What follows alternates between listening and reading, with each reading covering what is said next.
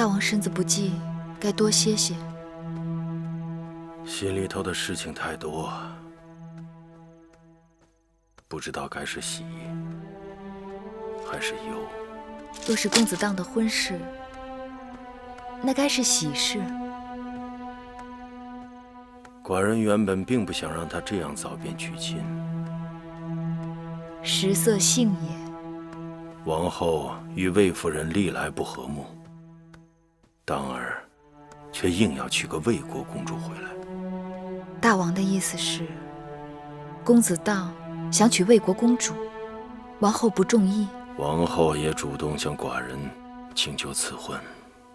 哦，你也觉得奇怪？王后爱子心切，虽在意料之外，但也在情理之中。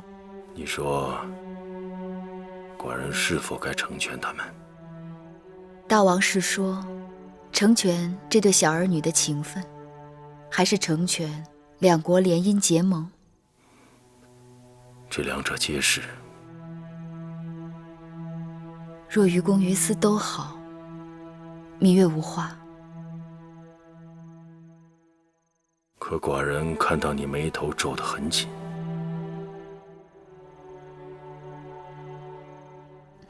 月儿想问的是，一旦公子荡大婚，这太子之位，大王就真的有益于公子荡了？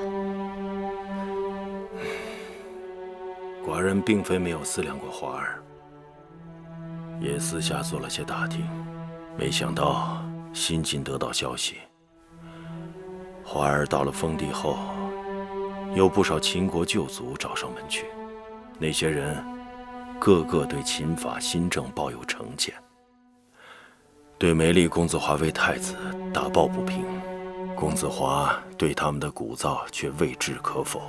相比之下，荡儿就算有缺憾，但也是旁枝末节。而且，荡儿马上就要娶亲，身居楚魏两国的背景，再加之楚离子等朝廷重臣的帮衬，这太子只怕不得不离。月儿明白。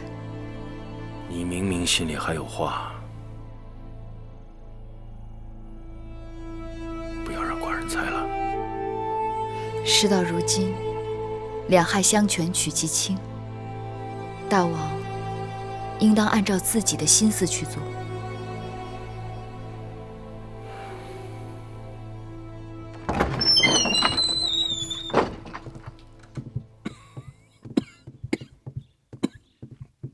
大王，迎夫人到了。大王，张姐来了。张姐，坐。寡人近日身子不济，只好派人接张姐进宫。大王已经允准公子荡与魏国公主结亲。此事就这么定了。既然公子荡这门婚事已经定了，这太子的位分恐怕也不能久拖不决。荡儿实在是，所以不得不请张姐前来商议。不知大王的意思是？荡儿虽然努力，但生就性情莽撞，有血气之勇，无变通之谋。太强必折，太张必缺。作为王者，要宽严有度，刚柔并济。公子荡是璞玉，欠缺磨练和挫折。只要大王肯给机会，让他多多历练，不怕璞玉不成宝玉。大王，你看公子季如何？年龄尚幼，加之芈八子不情不愿，寡人不想勉强。臣弟有句话不得不说，这立储之事在朝堂上已经议论多时，宫中总不太平也与此事有关。大王该是听说前2日摘秋桃，2个内侍打了起来，争一个秋桃都这样，争储君之位还不人人搏命？当断不断，反受其乱呐！王兄，都这么久了，大王这咳疾不仅未愈，反而越来越重了。如今这太医院里庸医多于良医，是寡人自己身子不争气，怪不得他们。大王，你一定要多多保重身子，这也是为了大秦的社稷江山。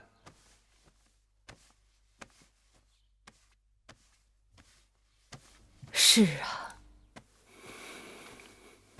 母坚在。笔墨伺候，你旨吧。是。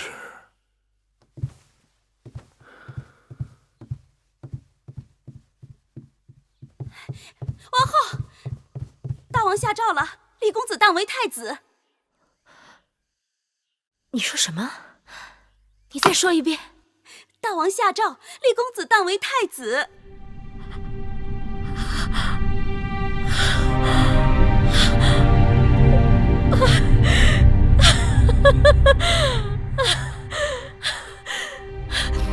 苍天有眼，大王终于立我儿为太子了！太好了，王后！恭喜王后！贺喜王后！恭喜王后！贺喜王后！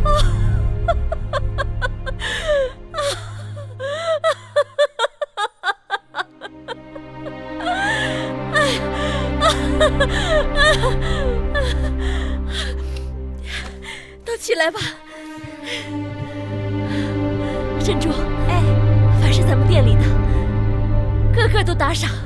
谢王后。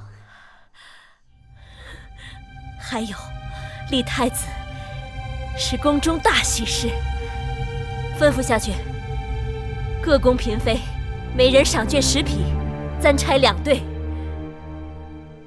我要让他们都添点喜庆。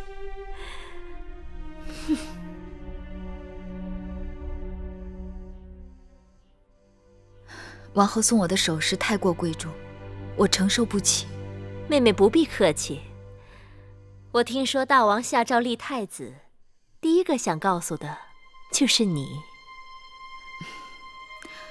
公子当的婚事定了，同时又立他为太子，真是喜事连连。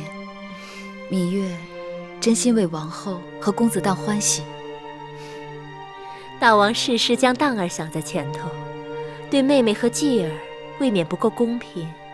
公子当是嫡子，又是继儿的兄长，大王怎么做都是对的。那就好，听妹妹这句话，我心就定了。王后定心，芈月也就定心了。今后王后和芈月相处的日子还长着，继儿年幼，望王后对继儿能够宽宏大量。啊，妹妹一贯对姐姐宽宏大量，说这话真就见外了。大王糊涂啊！就算他要为公子当订婚，也不该如此仓促地立为太子啊！啊，那公子当空有一副好皮囊，实在是不郎不友。大王一旦后悔，就会明白，立太子易，废太子难了。我知道，一直怂恿大王立公子当为太子的有楚离子和甘茂。那芈八子见识非凡，又是大王的身边人，为何不反对？芈月不愿出头，除了自保，也是厌恶了后宫之争，天性使然。唉，早知今日，悔不当初啊！当初如何？当初芈月曾求大王分封公子季去巴蜀，我认为公子季是大秦的希冀，挡了他的道。我也原以为芈月会为公子季争一争。争？不光靠手段，还得敢害人。芈月冰雪聪明，却不肯害人。这大争之事，不争之人必有性命之忧。哼，总有一日，他吃多了苦头就懂得，有些人不是你让着他，他就能领情的。那甘茂刚被升任为右相，这一下，朝廷当中王后旗下的人风头是越来越近了。